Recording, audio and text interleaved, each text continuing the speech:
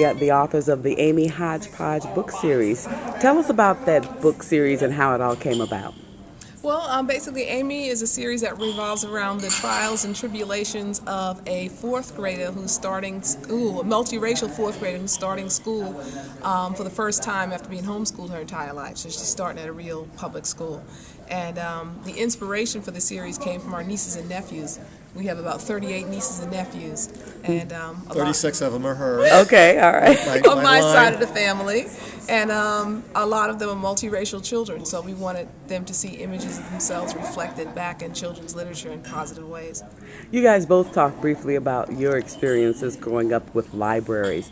Tell us about those experiences and how important libraries were in your life. Oh, libraries were so important in my life. It was like a sanctuary for me. You know, growing up in a large family, in the projects, the only place I could go for some peace and some quiet was the library. And I would escape there as often as possible and just get lost in all these different worlds that weren't accessible to me at the time and just dream a big life for myself. You know, I spent so many hours in the library reading and, you know, just imagining what my life was going to be. So libraries hold a very, very special place in my heart.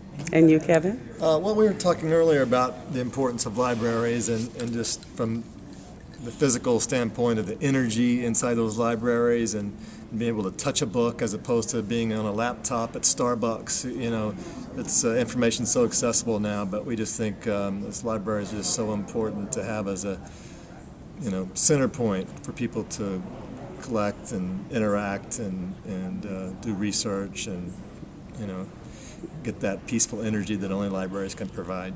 Okay. I would be remiss, Kim, if I don't ask you about your famous brothers and the rest of the family and you, and how was that growing up and Kevin joining that family? It was great. You know, we had so much fun growing up. You know, as youngsters, we do a lot of like funny things together in the house, you know, just coming up with characters. And, you know, nobody really knew where it was going to lead. You know, we weren't doing this going, oh, one day we're going to be on Living Color. But that's how it turned out. But we always had a lot of humor in my household. And, you know, I always tell people that having a big family is like my greatest treasure. And I just really am thankful. I feel very blessed to have all the brothers and sisters that I have. And working together with them is just a hoot. You know, we really enjoy working together and hope to do it even more in the future. And Kevin, were you intimidated at all joining this famous big bunch of family? Well, I probably couldn't have been if they hadn't been so kind, but they just welcomed me in, and you know, they're really a smart, hardworking bunch, you know, and that's, people just think they're funny and crazy and they've had a lot of success, and that's true, but it's also because of their, you know, hard work and persistence and how smart they are and their take on things, and so I have a lot of admiration. They've shown me the way.